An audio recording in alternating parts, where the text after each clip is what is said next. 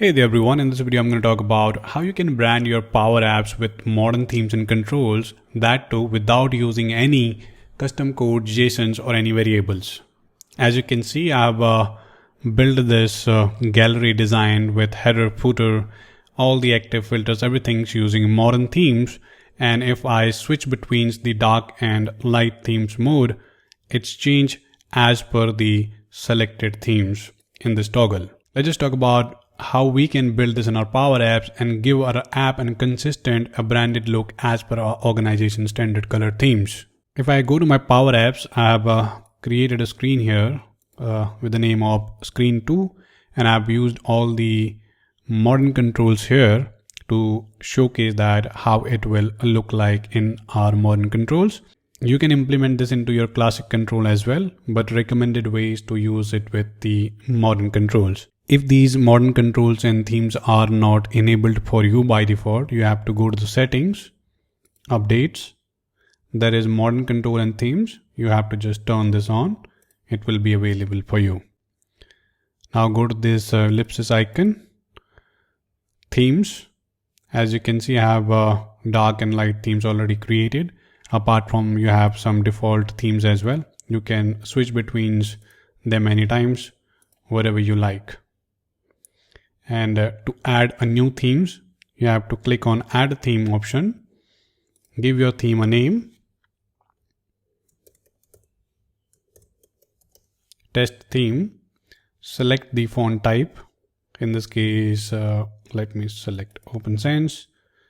And then we have color pickers for the primary color for your brand or your organizations. You can give either the hex code or the RGB code, or you can select it from the theme pickers. So maybe if I go here and select any of the colors, you can preview this, that how it's look alike. So for me, let's keep it this way. Then we have an options for tolerance, vibrancy, which basically means if I increase the tolerance, you will see that it is changing the palettes specifically at the end of this palette screen. As you can see this, okay. Same for vibrancy, it changed the vibrancy of your entire generated palettes. Then there is an options to lock the primary color. This is into preview right now, but if you do this, what will happen that these torsion and vibrancy will be turned off, and whatever the hex code you have selected or given here will becomes your main primary color.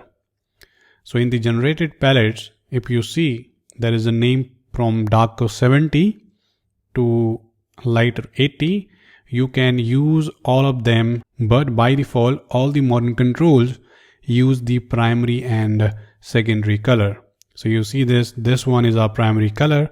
Once we lock this primary color, whatever code we have provided here, that becomes the primary color code. And that in a way is good for our brandings, because that primary color is going to be our main color for all the controls. All right. You can give a custom color as well to different palettes. So like this darker 10, this tells the pressed states, active borders, or a background hover and focus effect. That means the background color of these buttons and icons as well. So once I click on this, I have options to change this.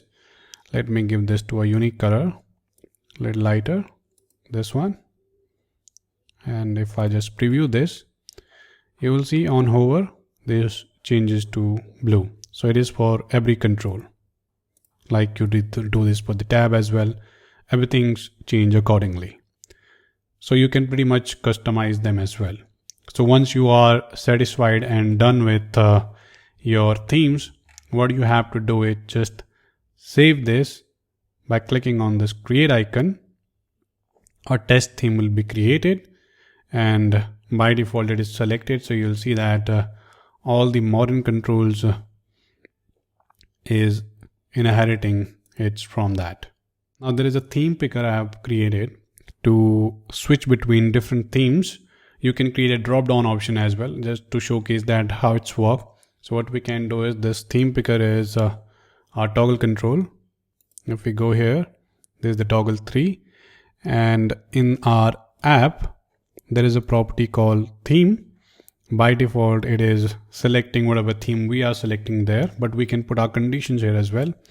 What we say is, if toggle 3 dot checked, means if toggle 3 is checked, then I'm going to select test theme, else keep the dark theme. Simple one, right? And in the toggle 3, if we go to the property, you will see by default it is checked, so by default it will pick this color. And now if I just switch this between, you will see the default themes change to blue, else it is the themes that we have built. So that's how you can build and implement your themes.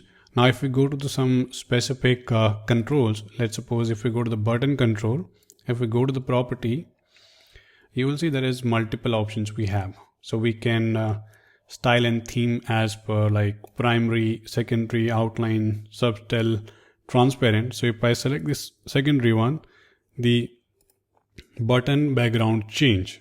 All right, so that's how it's actually works. So you have multiple options here as well, and you can define your own color palettes as well as per your need, and any custom color palettes to that specific control as well.